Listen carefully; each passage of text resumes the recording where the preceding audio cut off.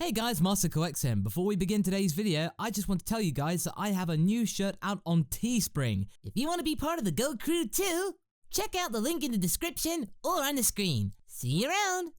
Whew. There is a lot more to this supposition than I first thought. Hey guys, MasakoX here. Now we end What If Week for April with another installment of one of my most popular videos to date. What if Goku turned into a Super Saiyan when Krillin was first killed in Dragon Ball? I won't bore you with the details and will instead provide you a link to the very first part so that you can catch up. But for those of you who just want to get a quick summary, it all starts when Goku finds Krillin's dead body at the hands of Tambourine. This resulted in the entire rest of the Dragon Ball arc being completely changed. King Piccolo, dead. Piccolo Jr. never happened. Even the first couple of arcs of Z were completely unrecognizable. For the most part, having Goku attain the status of the legendary Super Saiyan earlier in the story has actually been quite beneficial. A little too beneficial for some. I will hold my hand up and admit that in the last part, I completely forgot about the fact that Namekian Dragon Balls can only wish back one person at a time. So to correct this, instead of the Namekian Dragon Balls we're using to wish everyone back on Namek, it's the Earth Dragon Balls doing that instead. Once Dende had been fully installed as the Guardian of Earth, as I mentioned in part 2, and after he created a new Shenron. Also, some comments thought that King Kai's intervention in the story was a little too convenient for their liking, and in some ways, you're right. So in this edition, I will retcon that meeting just a little bit. Goku would have still learnt the Genki Dama or the Spirit Bomb, but not the Kaioken or instant transmission. Upon further investigation, King Kai doesn't really know instant transmission. That was a dubism. As for Kaioken, I think that King Kai would have not taught it because it's kind of irrelevant at this point. Goku already knows Super Saiyan, which is a far stronger and much more efficient technique than Kaioken. One of the biggest takeaways from part 2 though, was the fact that there is a lot of unfinished business in Dragon Ball. I originally proposed that the artificial human saga would have been completely realigned with the original storyline, but upon further reflection, that wouldn't be the case. There is a lot more that could have happened, and to wrap up this second What If week, we are going to dive deep into the artificial humans arc onwards. Ready? Let's go. So, we are at the point of the story where future Trunks arrives to tell Goku about the artificial humans, as well as deliver the heart medicine that will save Goku's life. As I mentioned in a previous What If, this future Trunks comes from a time where the original storyline took place. Why is this? Well, multiverse theory and all that blah blah blah. Now for those of you who believe that Goku got the heart virus while he was on Yardrat or when he was on Namek, that's not the case. That the virus will soon make headline news across the world. This is an Earth-born virus, and Goku will be one of its victims. No Super Saiyan can survive this. Now, I know this is from the original English dub, and this is something that you should take with a pinch of salt, but when you actually look at it, it kind of makes a lot of sense. If this virus came from another planet and Goku was the only victim, why would there be a mainstream vaccine for it? It has to be mass-produced. Why would you just make one vial to take back in time to cure one person? It is not cost-effective. No, this was more likely a worldwide pandemic, which required global collaboration to come up with a drug to cure the virus. Something that was created several years down the line after Goku's death. So we're going to go with that supposition, and Goku will still contract the heart virus. From there, Trunks delivers the news to Goku, and because Piccolo isn't around to help Goku deliver the news to the others, Goku's gonna have to make a ham-fisted attempt at trying to say things clearly and with a good composure. He has to fly solo in that regard. Now this is the time to talk about one of the biggest comments that I received in the last part. What about Dr. Gero? The good doctor had been collecting information about the Z-Warriors for years and years and years, and in this timeline, he would have also collated information about the Super Saiyan. The Super Saiyan wasn't a last-minute revelation either. The doctor would have had at least 5 years of research of this transformation before his insect nanobots were destroyed in the Saiyan attack. He would have had far more data under his belt and therefore would be prepared for the Super Saiyan threat. This form would be no surprise at all for the last bastion of the Red Ribbon Army. Since Piccolo isn't around to train with Gohan and Goku, Krillin takes up Piccolo's spot. Having been frustrated by his weak body in comparison to Goku, Krillin asks that they can use a wish on the Dragon Balls, once Dende supplied them, to wish him into an adult, or at least give him a power boost akin to what everyone received on Planet Namek from Lord Guru. Out of those two scenarios, I'm gonna go with the power boost because that sounds more believable. As such, Krillin wishes for his potential to be unlocked and he receives the subsequent power boost. Also, since all the Z-Warriors are very familiar and attuned with gravity training, I'm going to propose that Bulma's created a dedicated chamber to provide gravity training at all times. They don't just have to use that ship, they've got a whole room for that now. Now, in terms of power levels, this is where things get a little muddy. After the end of the Freezer arc, power levels started to get a little bit obscure and vague and unreliable sources started to sprout up, and it just got really ridiculous. We're talking figures of hundreds of millions and billions and hundreds of billions. It's too much to keep up. Instead, we're gonna just throw power levels out of the window and just come up with something that would work well as a story. 3 years have passed and artificial humans 19 and 20 have, sure enough, struck South City as was predicted. The Z-Warriors here are stronger than in the original story, but the cyborgs are stronger too. Much stronger. Granted, Goku has further mastered the art of the Super Saiyan in these 3 years. He has now established Grade 2 Super Saiyan and is actually touching on the door of Grade 3. You know, the big bulky one that Trunks showed off against Cell and Goku used in the time chamber but decided not to use it in battle. Gohan wouldn't have mastered Super Saiyan just yet, but he's getting close. When the Z-Warriors and the cyborgs first meet and Goku shows off the form of Super Saiyan thinking it's some kind of big revelation, the two cyborgs are completely unfazed. They've seen it all before. Oh, Super Saiyan. Oh, boring. 19 promptly beats Goku up something fierce, and Goku has to resort to Grade 2 almost at once. When even that isn't enough, Goku has to break out Grade 3, but the strain on his heart triggers the heart virus to kick in, and Goku is left completely winded and out for the count. Goku collapses almost immediately. Goku is down and he's almost about to be killed, but Vegeta steps in looking as smug as usual. As Goku's whisked off by Yamcha to recover, Vegeta is waxing lyrical about how he's become the legendary Super Saiyan, blah blah blah blah blah. Sure enough, Vegeta powers up and becomes Super Saiyan, and once again, the cyborgs are completely uninterested. Vegeta is taken aback a bit, but he then regains his composure and says that these two robots are no match for him. But no, Vegeta. You are no match for them. Vegeta is only Grade 1 Super Saiyan. In this timeline, Goku could barely hold his own at Grade 2 and had to resort to Grade 3, which is a really compromised transformation just to be able to get a punch in. What can Vegeta do?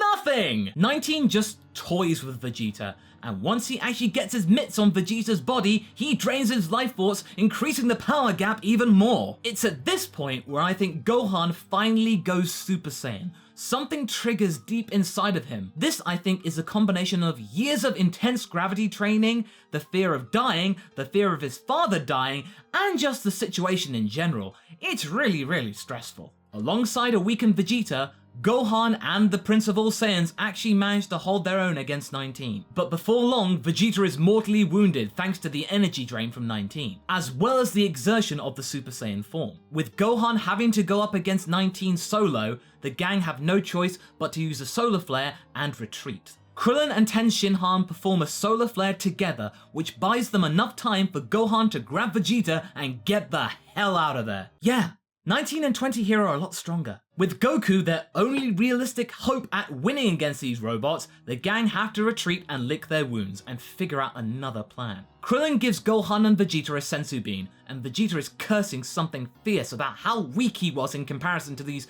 dumb little machines. He reckons that now he's gained a Zenkai boost, he can take on those robots now for sure. After he swallowed the bean, he powers up and goes straight back into the fight like a madman. Yeah, Vegeta's a little bit stronger now, but he's not Grade 2 strong. You can see where I'm going with this. 19 still beats Vegeta up like a ragdoll. This Vegeta is a lot less inclined to listen to the likes of Gohan and company. And once Gero comes in with an I-beam that strikes Vegeta in the heart, he's completely powerless and 19 just finishes the job, drains his life force, and yeah, Vegeta is done. Gohan's about to rush back in and pull Vegeta out like he just did a couple of minutes ago, but everyone else says that there's no point, there is nothing they can do. Vegeta is completely helpless. So yeah, thanks to his stupid pride, Vegeta is dead. With Vegeta dead and Goku barely clinging onto life, Gohan is the only Super Saiyan available until Trunks shows up later on. Gero and 19, now sensing that they won't be disturbed for a good long while, continue on with their destructive rampage. Gohan, Krillin, Tenshinhan and Trunks then rendezvous with Yamcha, who has delivered Goku back to his house.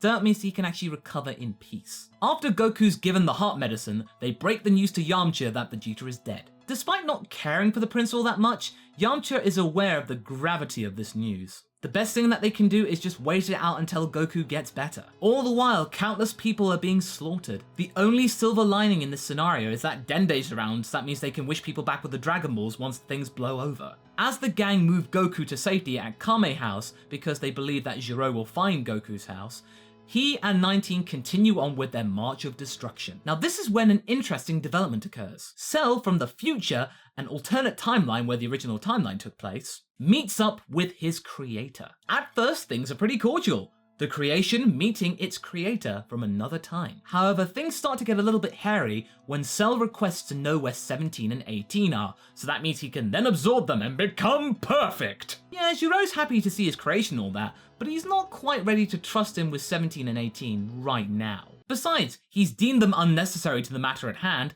plus they're unruly brats, they don't listen to him, they're better off just left shut down. Cell doesn't take this answer all that well. In his imperfect form, he is single-mindedly devoted to finding 17 and 18, absorbing them, becoming perfect. It's a complete natural instinct, that's all he thinks about. He will do anything to achieve it. Anything that gets in the way of his goal has to be eliminated, even if it is Dr. Gero, his creator. Gero orders 19 to take out Cell, and despite him being imperfect, he wipes the floor with 19. Gero may be furious with Cell, but he's actually slightly impressed by his power. After all, he created the thing, or at least an alternate future version of him did, but still, it counts. He's just marveling in his genius right now. The Z-Warriors can sense a power level fluctuating like crazy, and they must sense it has something to do with the cyborgs. Trunks suggests that they use this time wisely and try and figure out who this guy is. They eventually find out it's Dr. Gero from Bulma and insist that they go to the lab to try and figure out some clues and try and get the slip. Maybe they can figure out a way to turn off Gero and 19. But they don't know right now that 19's actually been destroyed by Cell. After Bulma points them in the right direction of Gero's lab, the gang quickly find it. While the Z-Warriors head out to the lab, Cell is about to set his sights on Dr. Gero. He gives the doctor a final warning: yield or else be killed. Gero will not tolerate this insubordination. He got enough of that from 17 and 18. So yeah, Cell promptly kills him. Since Cell has managed to gain enough information about the fact that 17 and 18 are alive and well and still in one piece somewhere, he sets out to try and find them and turn them on so he can absorb them. Cell then senses a bunch of familiar power levels heading in the same direction. Putting 2 and 2 together, Cell deduces that these guys, who he knows all too well thanks to their DNA and their data, figure that they must have some kind of plan going on. Why not pay them a visit and just check out what they're up to? And even if they don't know anything, they'll make deliciously powerful snacks. It's now a race against time between Cell and the Z-Warriors to change the direction of the arc for better or worse. The Z-Warriors get to the lab first and try and figure a way to get inside. They decide to blast their way in, and they are thankfully left uninterrupted, but that's only because Cell is watching them from afar. Imperfect Cell is a calculating individual, so he doesn't have to run in all guns blazing just yet. Just observe and see what they do. Let them do the hard work for him. And when the opportune moment arrives, catch them off guard. Simple as that. As the gang search the lab, they find the pods that contain 17 and 18. Cell then makes his presence known, thanking everybody for their hard work in finding the cyborgs and his sister and brother. As Cell is proudly announcing his plan to become perfect, which he did with Piccolo in the original timeline, Trunks doesn't waste time and aims 2 powerful beams at 17 and 18's pods. But Cell suddenly jumps him! Trunks has to divert one of his arms to face Cell. As one impacts Cell, the other impacts 17's pod, destroying it. Cell is left aghast and stabs Trunks with his tail, causing him to absorb some of Trunks' power. Gohan has no choice but to quickly go Super Saiyan and punch Cell in the gut, therefore extracting his tail from Trunks, and then the pair decide to get into a stance and face off Cell right there and then. As it looks like they're about to have a fight in the remnants of Gero's lab, Cell then does an about face, grabs 18's pod, wrenches it from the wall, shoots a beam through the wall, leaving a massive hole, flies up it with the pod, and vanishes from sight. Krillin gives Trunks the last of his sensu beans, but it takes a while for it to work. In the meantime, Cell activates the pod, which causes 18 to wake up. As she stumbles out of the pod figuring out where the hell she is, Cell jumps her and quickly absorbs her. Semi-perfect Cell is born.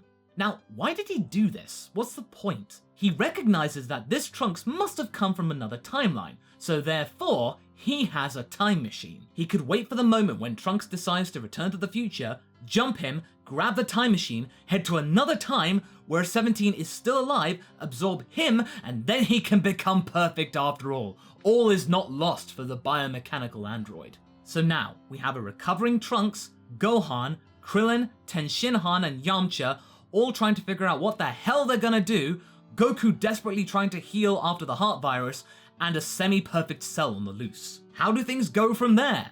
Well, that's for another time. This part in the story has certainly been interesting. We had the death of Vegeta, the meeting of Master and Machine, and we had Trunks and Gohan leading the fight against the cyborg Cataclysm. How does Goku come back into the fold? Will he be the one to first attain Super Saiyan 2 in this retelling of the story? Well, we'll have to come back to that for one last time on another What If Week. Stay tuned. So what do you guys think? Did you like this installment of the series? Where do you think things will go from here? Leave a comment below, leave a poll vote in the top right, and let's get this discussion going. But anyway, I hope you enjoyed this video. Until the next one, be sure to like and subscribe. Catch you later!